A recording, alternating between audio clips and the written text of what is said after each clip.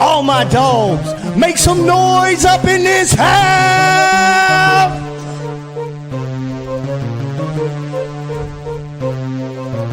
Who is in the house? Who is in the house? It's the gangster of destruction, so you know what's going down. And when the drive-by's coming, then you better hit the grind, cause when your body hits the canvas, then your head is knocked out. Who is in the house? Who is in the house? It's the gangster of destruction, so you know what's going down. And when the drive-by's coming, then you better hit the grind, cause when your body hits the canvas, then your head is knocked out. Fight with Adrian Whisper is like a fight with the devil, because when he's dealing with you, you cannot get on this level. Fight with Adrian Whisper is like a fight with a king. It's like a fight with an army. They got the tanks and everything. He's leaving bruises and still. Good evening, everybody. This is your host, Huge Pop on Huge Pop Entertainment. With us tonight is an XIW problem causer. He is a uproarer. He is the man that will do nothing but beat your ass. He's the Bama badass, Bubbah Shaddoxx. Welcome to the show. I love your Sal Del Toro hat. Love it. Hell yeah. Gotta represent the family. Gotta represent. I'm Damian Wayne, man. I gotta represent him, man. He's got a big match tomorrow night, man. So, I beat that. I love it. Yeah, no doubt, man. Yeah. So, man, it's glad to have you on the show, bro. And Thanks for having me back. I love. I didn't like you at the beginning. I'll be honest with you. 5 years ago, I didn't like you at all. But a lot of people ain't. But I understand the heel. I understand the energy that you bring. I understand your vision of your purpose of what you want to succeed in the wrestling profession. And I really honestly understand that your uncle is Adrian Whisper, and what better person to learn from than Mr. Whisper, right? So anyway, tell me, Bubbah, I know this is a stupid question, but what was it like for you to be a fan of the business before you got into the business, man? See, I was a little less than 10. I was about like 8, 7, something like that. Getting around to it. It was a cousin of mine that used to babysit me, and he brought around VHS tapes, and then this was a cousin from another side of the family, not my uncle's. All right. And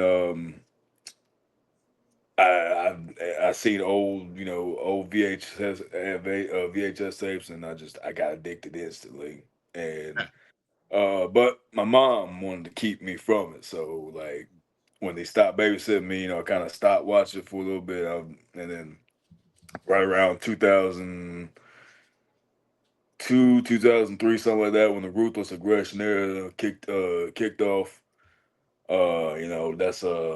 That's when I started really fucking watching, and I started grasping what the concept of wrestling was. Like, it wasn't just flashy characters and seeing moves. I was actually starting to comprehend what things meant and the significance, everything. It started clicking. And so yeah, I was heavy into it for a while, man.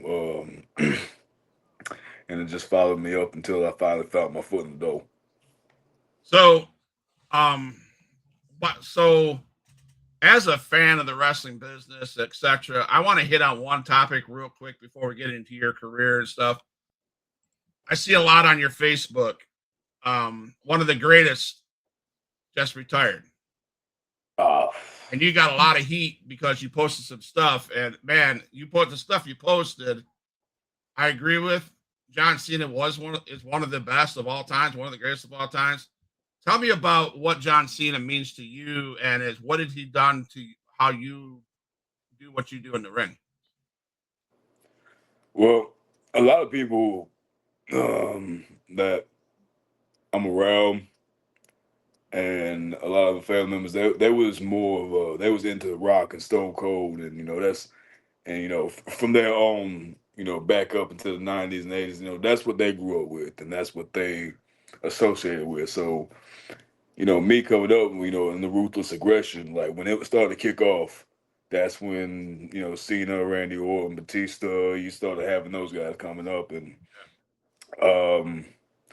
and I pivoted right, towards Cena, because I mean, he was obviously, a white dude that had a little bit of flair for, things that are associated with, black culture and shit. And speaking for me, being from a predominantly black populated town, I kind of resonated with that. You know what I'm saying? Yeah. Like I understood with that, and you get a lot of flack for being, you get a lot of heat for being that way. So Right. I kind of understood that, and he made it into something that was over, heavily over. Obviously, one of the goats, Right. and so that was an inspiration growing up. Like, oh man, I ain't got to change who I am. I could, Cena's kind of like that, even though he's from West Newbury, Mass. Not exactly a dangerous area. Right. Right. So did you watch that last match? What was your thoughts? Was it everything you thought it should be and wanted it to be? I'm with it. All right. I mean, I know a lot of people disagree with that, but I was okay with it because you know he was okay with letting go, and it was it was a it was a moment of I'm ready, and I thought it was beautiful. So Awesome. I mean, that's just where I am with it. All right. Cool. So now you mentioned it. You mentioned John Cena. Your uncle Adrian Whisper is in your life, and would you say Whisper was an inspiration watching him doing his thing, and then you coming under his wings? Will you talk about that connection? Yeah, okay, hell yeah. Well, thing is, my uncle didn't originally train me, and for a while I ain't worked for him. Um, my first year, and this is kind of a broken timeline, but when I first got into the business, it was through some backyard that nobody heard of. He was terrible. Nobody just, I mean, and I met him at a party, some party deep in the goddamn woods, and he was like, "Yeah, I can train you how to wrestle." And of course, me not fucking knowing how to get into the business and shit, Yeah. I'm like, "All right, man." Yeah.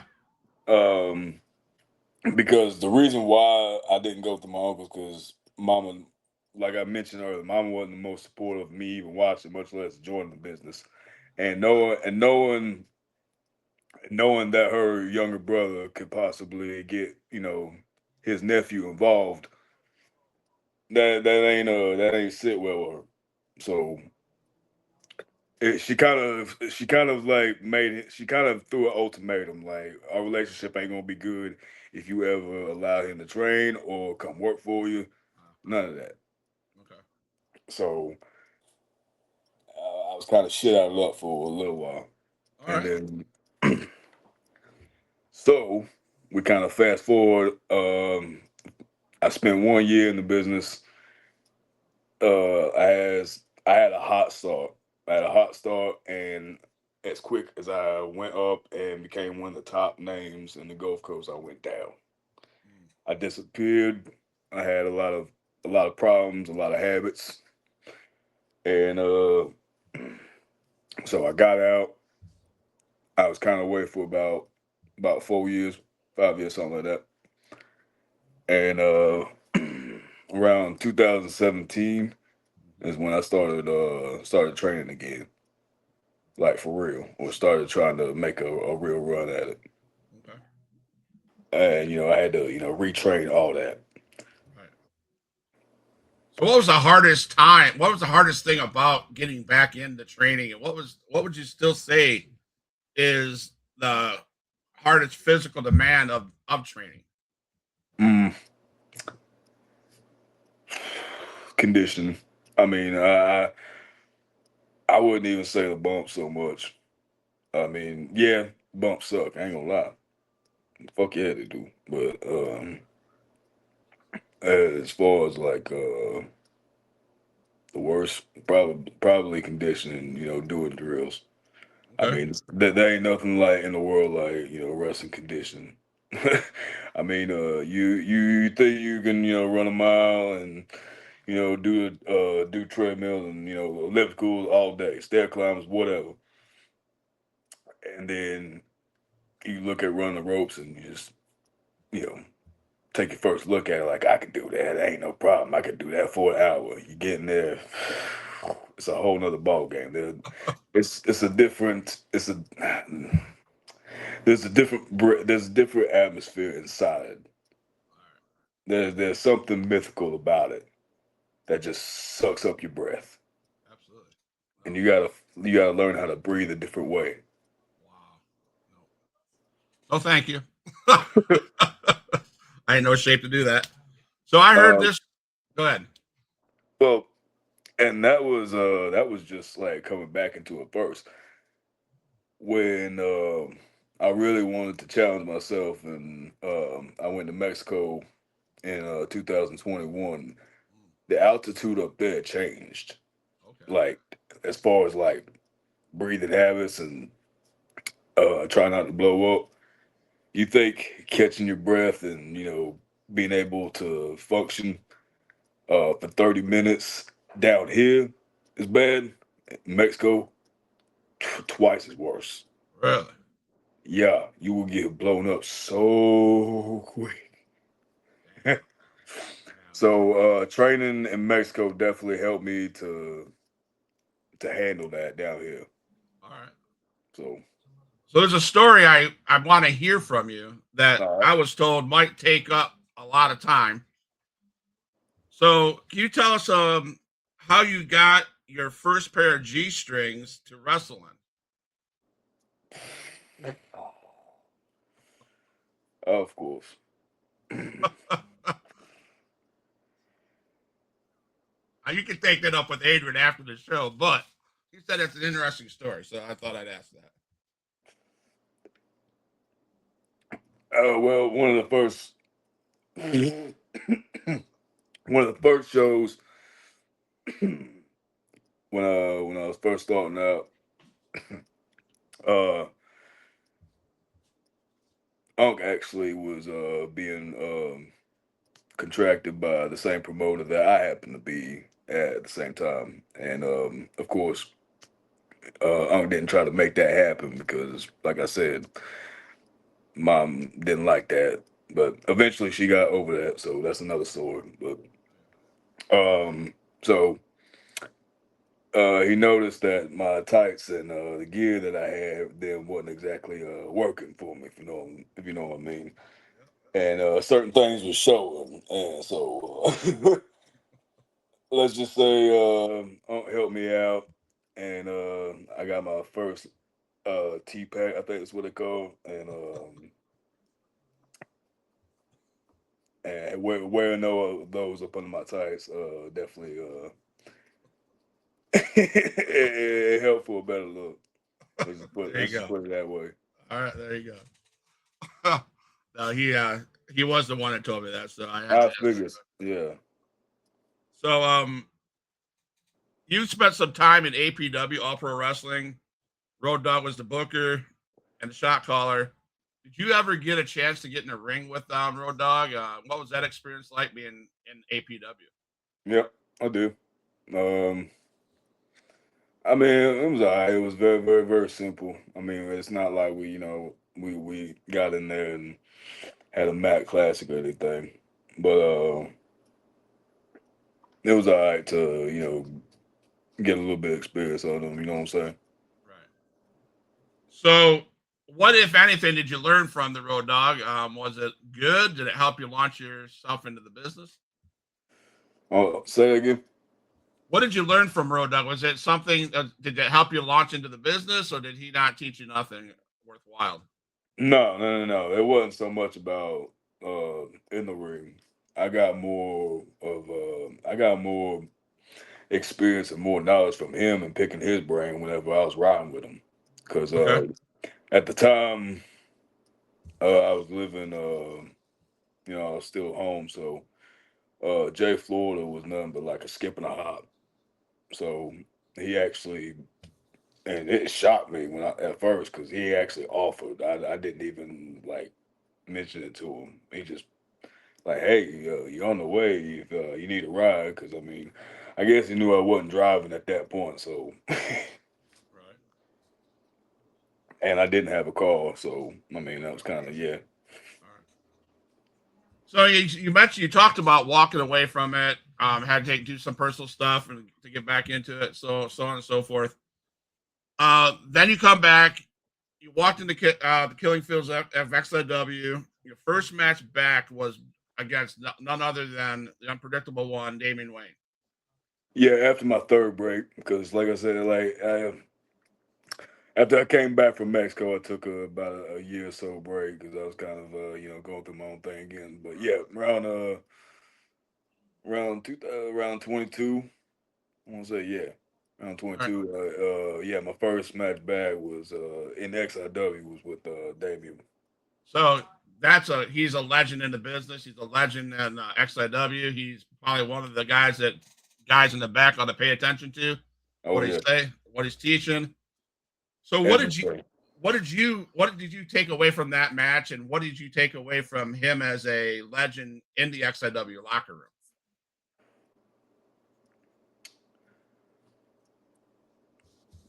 Grit. If I had to say anything, is learning how to listen to him. And in fact, that's probably what has made me,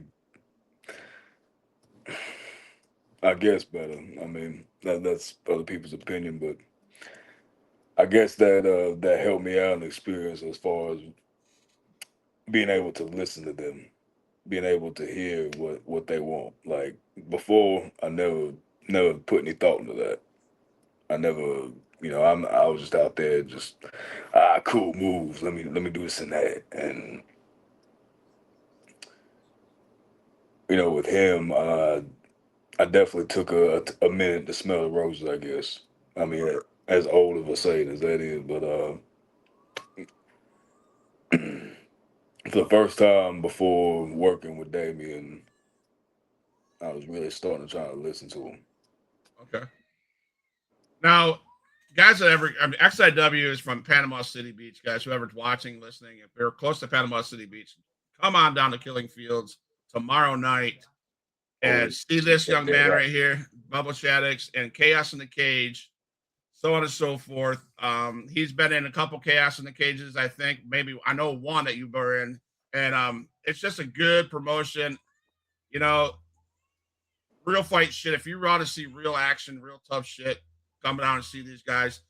This man, Bubbah Shaddoxx. One thing that's impressed me is your high energy, continuous, and you. I mean, when I get there early to set up the podcast, and you're in the ring, bouncing off the ropes like 100 miles an hour, and then there's one time a couple of shows ago you're doing this thing, and you rolled up into a headstand, and that to me I was like, holy shit. And then you got up and you whatever and walked away, and then you still came out and you put on a show. I just want to say, man, your energy, fan. I think your energy and your arrogancy and sometimes being an asshole is what turns fans onto you, I guess. And I think that's what you do. So do you live that way? And do you just bring it 100% above when you come to XIW? Every time. Um, I'd like to say that it's the same energy, but no matter what, but when it comes to XIW, it's a different breeding ground. It's another energy. The killing fields of XIW it's unlike anything, and it just is. It has its own energy. We the whole company is just. I can't put my finger on it. I for real can't. I mean, yeah, you can chalk it up, say, oh, it's about the blood and guts and violence, but it's a lot more than that. I mean, yeah, we got that. we got that all day, but nah, it's a unique place that brings out something out in me, and obviously it's a place where I somehow developed a relationship with the audience. I don't know it how it sparked, but it started snowballing, and for some reason I got an army behind me. Hey, and you're right. Like again, 3 years ago, 4 years ago, I hated you, man. I really did. I talk to Adrian all the time. Like, he's a piece of shit, man. But then the storylines kept on unfolding, and you were in matches, and everything you did made sense, right? So let's talk about a couple of the people that you have had feuds with, and one didn't last long. One didn't last long, but the first one, I think, the Chaos in the Cage that I went to was you and Austin Aries. Yeah. That was a good feud. That was a couple of matches, couple of months.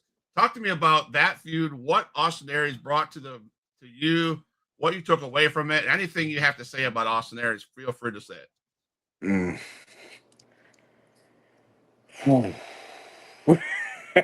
Oh man. Go for it, man. And by the way, your unc's listening, and he said always bring the heat. Well, not everybody wants to let the guns go blazing. You know what I'm saying? Yeah.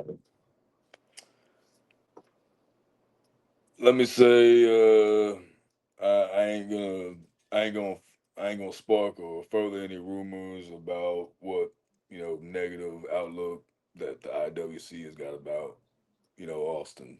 You know what I'm Right. saying? I ain't gonna report on any of that. Okay. But what I can say is he upped my game. Um, I mean, what little I did learn from him, I mean, I'll take it with me. I mean, obviously, I felt we could have gotten a lot more out of what we had, but at the end of the day, certain people are in another stage in their life. You know what I'm saying? Where they ain't gonna give it they ain't gonna give it 100, and or might phone it in. So, you know what I'm saying? Yeah. It is what it is, man. But the cage match was a decent match. You know what I'm saying? It wasn't. I wouldn't say it was a 5-star by any stretch of the imagination, but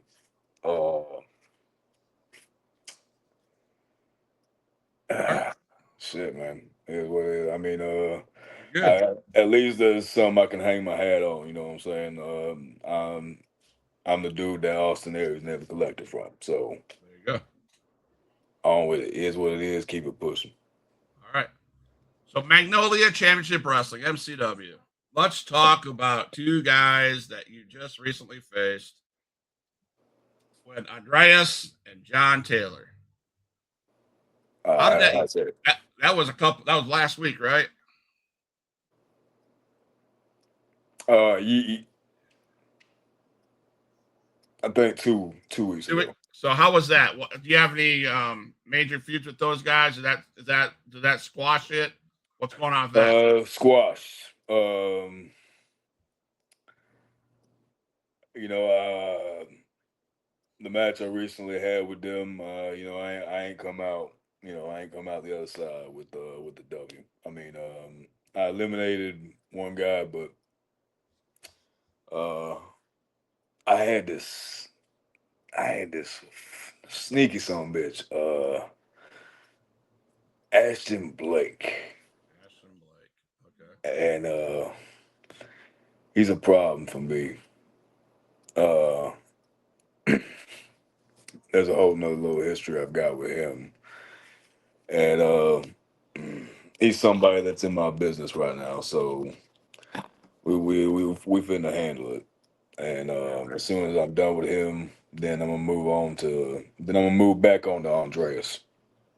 And speaking of him, yeah, that's one fast cat. He's got a lot of potential. Got a smart mouth. I'll tell you that. Kind of, I kind of relate to that energy. I was just saying, man. There's two of you, right? But yeah, man, he's got a lot to learn, and we gotta slow him down because keep on going the way he going, he's gonna have a downfall. You know what I'm saying? Yep, yep. So you may not have came out the W for that championship, but I want people to know you had the longest reigning middleweight champion of XIW. How do you feel about that? And you held that. That you got that ought to make you proud. That made Unc proud, I'm sure. Oh yeah, Man, that's why no, I applaud you for being the longest reigning middleweight champion. I really do. yes, sir. It's it's definitely a top accomplishment so far in my career, and it's definitely one that means a hell of a lot to me. Uh, it's definitely one that I mean, hell, I've got the original. I got the OG belt actually sitting in my room. All right. Yeah, so uh, it's definitely a part of me. You know what I'm saying? A lot happened in that reign. You know, I had some good matches and some good moments with the crowd. You know what I'm saying? Because in between, in the midst of that reign, is when we started having that shift in in the crowd where people something the motherfuckers just saw. You know what? We like this motherfucker. Well, I was part of that shift, man. I understand it, man. And I can't put it into words. I really can't. I'm not gonna sit here and bullshit you. I don't know, but something happened, man. Us fans are behind you, man. It's better than that punk ass gangster Suge White. I mean, Yeah. somebody needs to take him behind the woodshed and beat the hell out of him. That's all I gotta say. You never know. One day I might just be the one. So, He's around long enough. yep, yep. So I reached out to some people you know. You might be able to guess who said this. Ask him when he started talking like he gargles nails every morning. He wasn't born with that voice. It's a earned voice, definitely. Um, eventually, after smoking so much weed, eventually it kind of weighs on him. You have any guesses? I have no idea. I can't. I'm not gonna let the cat out of the bag. But someone told me that. So, but anyway, let's talk about your favorite person in XIW. Mm. Your Let me guess. rival, Steve Anthony. Describe that storybook feud. Anything you need to get off your chest about that guy who never shows up? You show Fuck up. him. Welcome. Fuck him. All right. Is he Nah, gonna show? nah, Is he nah, gonna nah, show up nah. tomorrow? Nah. I got a lot of respect for Steve. Let's go ahead and let's not get anything fucked up. I got all the respect in the world for Steve. And if there's anybody that I've learned a hell of a lot from in this business, regardless of what we got going on between us, he's one of the top. So Heather says you talk like that all the time. Yeah, So he's people would say he's your kryptonite. Steve Anthony's your kryptonite. kryptonite. Yeah. You agree with that?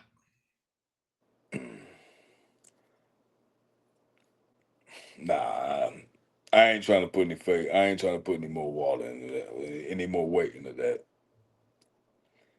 So with him coming That up, half the time that man ain't showing up. The other half, there's something going on. He's always that man has only beaten me straight up once. so is the hopes of this Chaos in the Cage on December 20th, which is tomorrow night, is the hope to take the title back and put an end to this feud and move on to bigger and better things. Damn, Skippy. I've had enough of them. You know what I'm saying? I mean, it's been we. I mean, we right at a year. So Yep. I mean,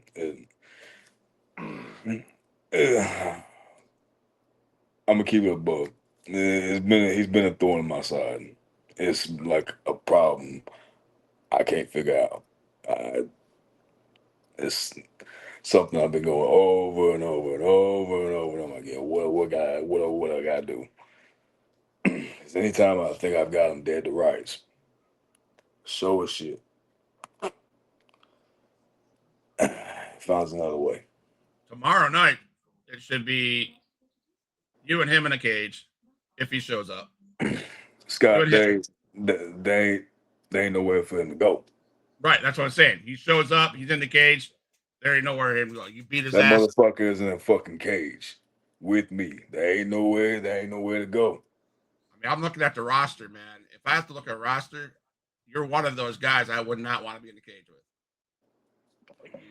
I mean, it's my hat's off to you. You are a lunatic. I want to say lunatic. You don't know what you get from Bubbah. He comes in there, he's ready. You're ready to fight at any minute. You're ready to fight. You bring it. The minute Steve steps out of that cage, I'm taking his head off and I'm taking what's mine. And that's all there is to it, bro. Do you think sometimes your energy gets the best of you and you lose sight of what you need, and that might be a issue?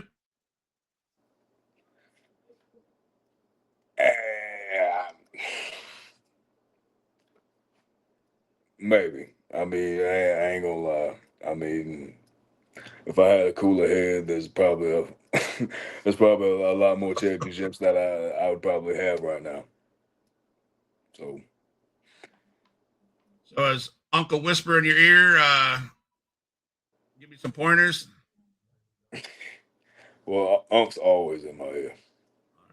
He's always in my ear with some idea or something. You know what I'm saying? Yeah.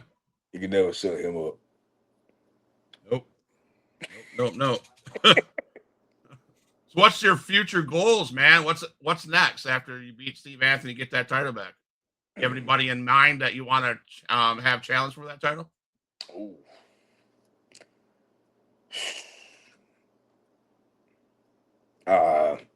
Thing is, I don't want to do that. I don't want to do that cliche indie bullshit and like go through a list, you know. And you feel, but How about this? Here's a different question: who in the XIW roster is deserving of a title shot? You got the question, okay?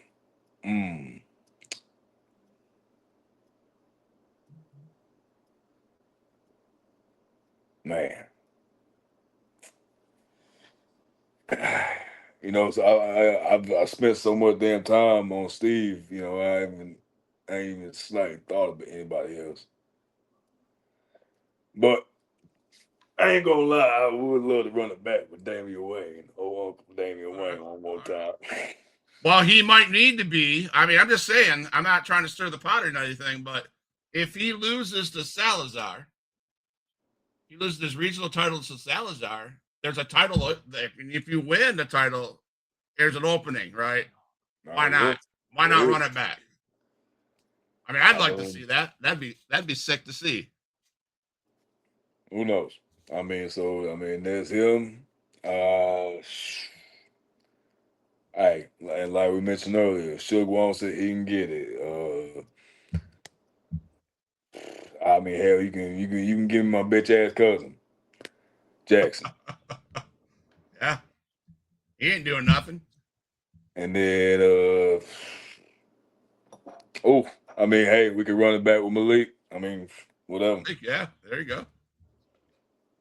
So, we have the Seven Stiffs, which you're part of. Oh yeah. And we had that dumbass John Saxon group called the Dying Breed. Fuck the Dying Breed. Fuck a Dying Breed. Yeah. So every show, they seem to be a thorn in your guys' sides. We need to finish them off, man. We need to expose them for the fakes that they are. And I just don't know what is there. Are they as annoying to you as they are to us fans? Beyond. So now I've had it up there. I done been at my wits end about that shit. Main thing that I can do, and with that situation. Anybody that starts to come near him is a steer me other way. Like, hey, people, they ain't what you think they is. They snakes. Other way. Absolutely. I got a few questions from my foster kids. So ready? All right. And by the way, don't ever laugh at a shirt my wife makes for me ever again, man. Yeah, no, I'm just I kidding. promise. Sander King is making his way through the middleweight. So Adrian said that Ooh. through the middleweight division. So look out for him, nephew. So yeah, Now that's one. Sander King. Now that's one. What about Lucha Lacora? You know what? I never tangled with him, so I mean, I could go with him. I like Yeah, it. Shit. I mean that says a lot about XIW's middleweight division, man. You guys got a lot of talent, a lot of people out there. Yeah, Trust me. I know there's a target on. I know there's gonna be a target on my back as soon as I get that son bitch out of Steve's hands. right. I mean, I bet you walking out that ring, out that cage, there might be people ready to go. You know, so I know XIW well enough that you know. So I couldn't help but notice that some of your comments when I had Salazar and La Brava on the show. Yeah. Punk was trying to, persuade her. The look that was on La Brava's face when at the last show when that conversation between Unk and her, and then you chime in. What do you think? What do you think of her in the business? And I told her after the show, I think she should be part of the Seven Stiffs, man. Hey, I mean, I don't think Seven Stiffs ever had a female before, so who knows? But as far as the Bravo goes, thoroughbred, absolute thoroughbred. I mean, student of the game. I mean, top tier performer as far as this area goes, and just I mean in general, like uh, sky's the limit for real. I mean, it's like we call her the Queen of XIW. Yeah, she's good. She is Queen Bee of that whole entire company. Absolutely, absolutely. So you like pineapple on pizzas? Mm, I ain't finna be, that don't belong. Nah, take it or leave it. Would you rather get hit with a chair? This is one from one of my kiddos. A chair shot or stepping on Legos, man.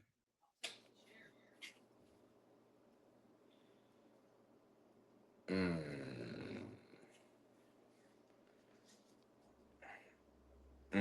Oh,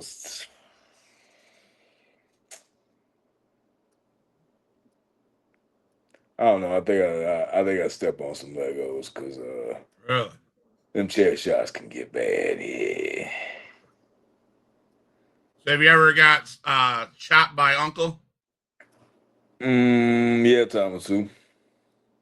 Who's the hardest hitter in that XIW locker room, man?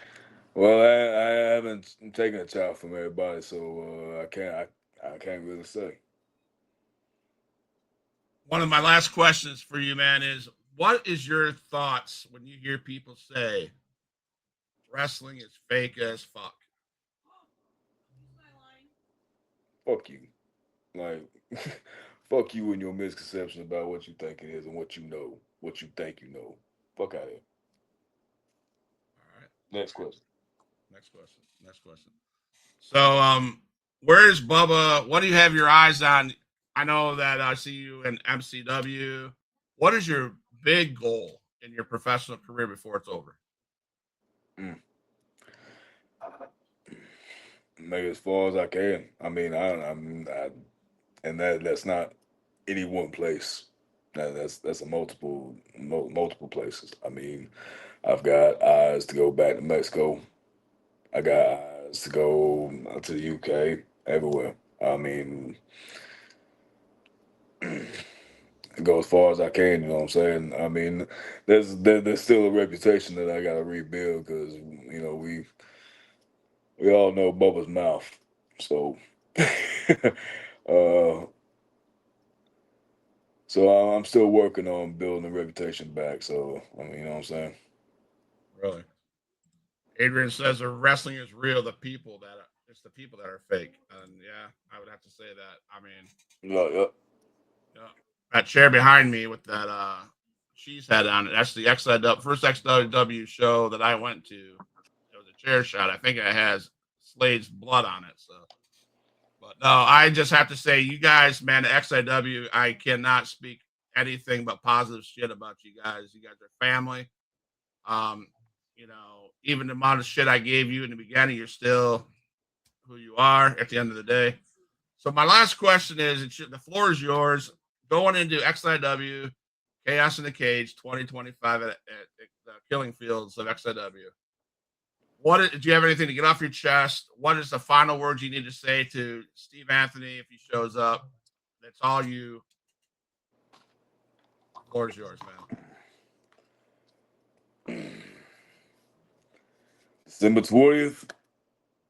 Ain't nowhere else you need to be. Nowhere else in the world.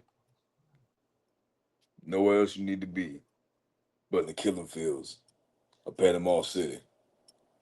Hawks Landing.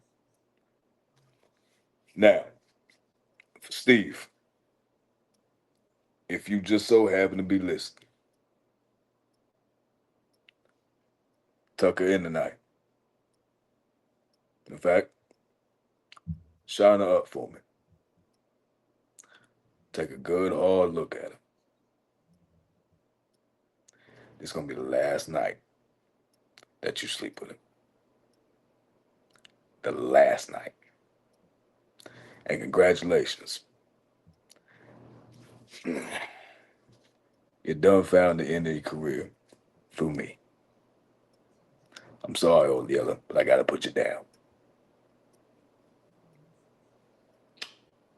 And that's it. Huge Pop Wrestling Entertainment. Come and join us at XIW Extreme Impact Wrestling, Chaos in the Cage. Bubbah Shaddoxx in a cage with Steve Anthony, Damian Wayne in a cage with Salazar. And there's other matches that are in the cage. Every title is in the cage. Every damn one of them. And I hope that guy that's on your head shows up. Oh, you know who he is? Shows out. Takes care of business. And I'm excited to go there tomorrow night. It's Huge Pop, and we're for life. Don't go nowhere, Bubbah. All my dogs, make some noise up in this house.